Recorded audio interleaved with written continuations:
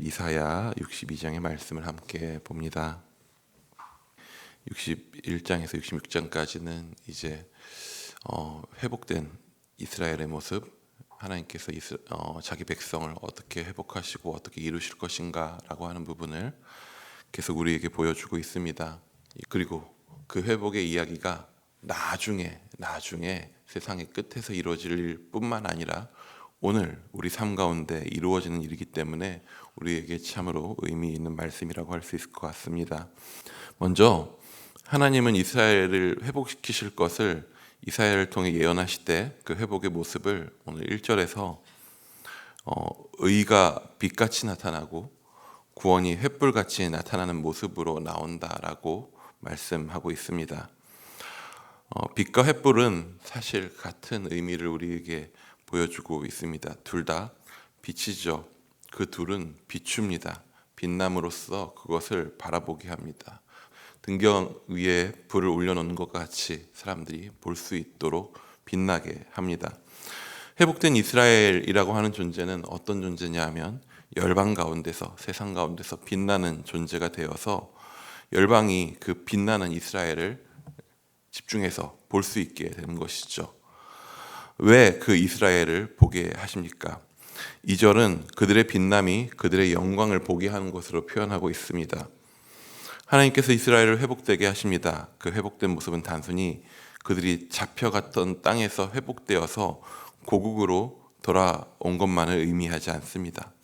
하나님은 회복된 이스라엘의 의가 빛같이, 구원이 횃불같이 나타나도록 하십니다. 그렇게 하셔서 이스라엘은 하나님의 백성으로서 갖추기 원했던 모습으로 회복되는 것이죠. 그리고 구원받고 회복된 백성은 하나님과의 올바른 관계 속으로 들어갑니다. 그들의 모습 속에서 하나님의 의가, 그들을 의롭게 하신 하나님의 의가, 그들을 구원하신 하나님의 구원이 그들 가운데 나타나게 됩니다. 그래서 그들은 어떻게 됩니까? 이스라엘은 그 존재 자체로서 하나님의 손의 왕관, 그러니까 하나님의 왕되심을 세상에 드러내어 나타내는 존재가 되는 것입니다. 하나님의 백성의 영광을 열방이 볼 때 그들을 통해 세상은 누구의 왕되심을 봅니까? 바로 하나님의 왕되심을 봅니다. 우리가 무엇으로 하나님의 영광을 드러내나요? 그것은 우리의 행실과 우리의 의와 우리의 능력이 아니라 하나님께서 우리와 같은 이도, 이스라엘을 마치 회복시키셨던 것처럼 우리와 같은 이도 다시 하나님의 백성이 되게 하시고 하나님께서 의롭다 하시고 구원받은 백성이 되게 하셨다라고 하는 우리 안에 이루어진 하나님의 행하신 그 사실이 세상 가운데 하나님이 어떤 분이신지를 보여주게 되는 것입니다. 이를 통해서 하나님은 우리로 하나님의 영광이 되게 하십니다. 그렇다면 하나님은 어떻게 그 일을 이루실까요? 오늘 본문은 하나님께서 이스라엘을 영광으로 드러내시는 선포에 이어서 이스라엘을 신부로 부르셨음을 우리에게 말씀합니다. 이전에 이스라엘은 버려진 여인과 같은 상황이었습니다. 남편을 잃은 여인이었습니다. 홀로 된 여인이었습니다. 이스라엘 가운데서 홀로 된 여인, 남편을 잃은 여인은 무엇입니까? 과부이고 자신의 힘으로 살아갈 수 없었던 세상이었습니다. 그러한 존재를 나타내는 말인 것이죠. 하지만 하나님은 버려졌던 이스라엘을 기뻐하신다라고 합니다. 기뻐하신다는 것은 무엇이냐 하면은 멀리하시지 아니하시고 자신의 존재로 받아들이신다, 기뻐 받으신다라는 것이죠. 그것은 결국에 이스라엘을 버려진 여인이 아니라 자신의 신부로, 자신의 결혼한 여인으로 맞이하신다라는 것입니다. 하나님께서 이스라엘을 신부로 맞이하시는 이미지는 단순히 이때 이사야서에만 나오는 것이 아니죠. 신약에 와서도 여전히 하나님은 당신의 교회를 하나님의 신부로서 계속 그리고 있습니다. 하나님께서 하나님의 백성을 신부로 그리시는 이유는 무엇일까요?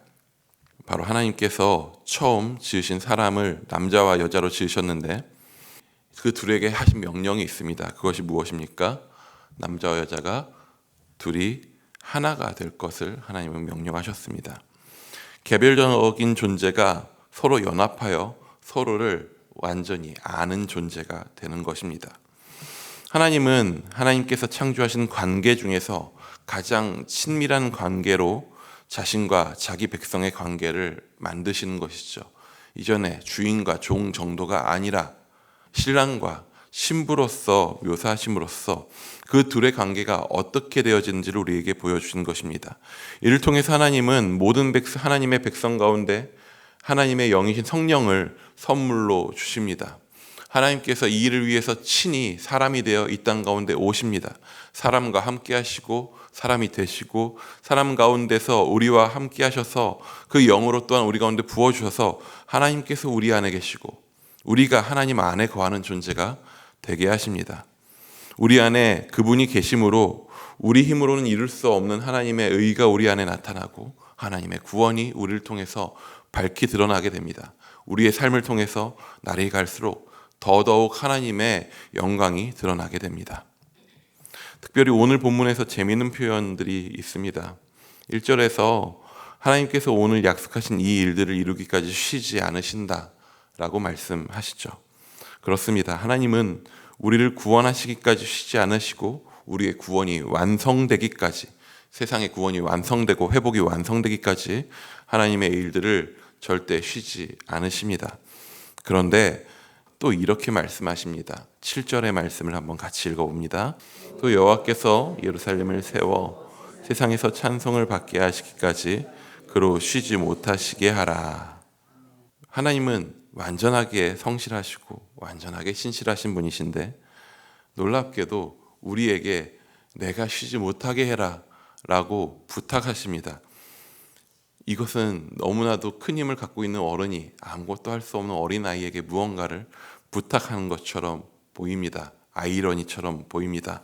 하지만 이것을 통해서 분명하게 우리에게 보여주는 것은 무엇이냐면 하나님의 그 성실하심과 신실하심, 당신의 계획하신 일을, 우리에게 언약하신 일을 쉬지 않고 이루시는 그 일들을 홀로 하실 수 있음에도 불구하고 우리와 함께 하시기로 작정하셨다라는 것입니다. 우리가 당신의 그 놀라운 일들을 이루는 존재로 함께 하게 하셨다는 것이죠. 우리에게 아무것도 이룰 수 있는 대단한 능력이 없는데도 불구하고 그 대단한 일 가운데 우리의 이름을 올리게 하시고 당신과 함께하는 이가 되게 하셨습니다. 그래서 고린도 전서에 보면 바울은 우리는 하나님의 동역자라 라고까지 이야기할 수 있게 되는 것이죠. 하나님께서는 신실하게 오늘도 우리 안에 당신의 의와 구원의 놀라운 역사들을 세상 가운데 보이실 것입니다. 여전히 우리는 하나님의 영광으로서 세상 가운데 하나님을 드러내는 존재로 하나님께서 사용하실 것입니다. 하나님께서 그 일 가운데 우리를 부르셨습니다. 우리가 오늘 삶 가운데 이루실 하나님의 일들을 바라보며 기쁨으로 하나님과 동행하는 그러한 귀한 성도님들 되시기를 축원합니다.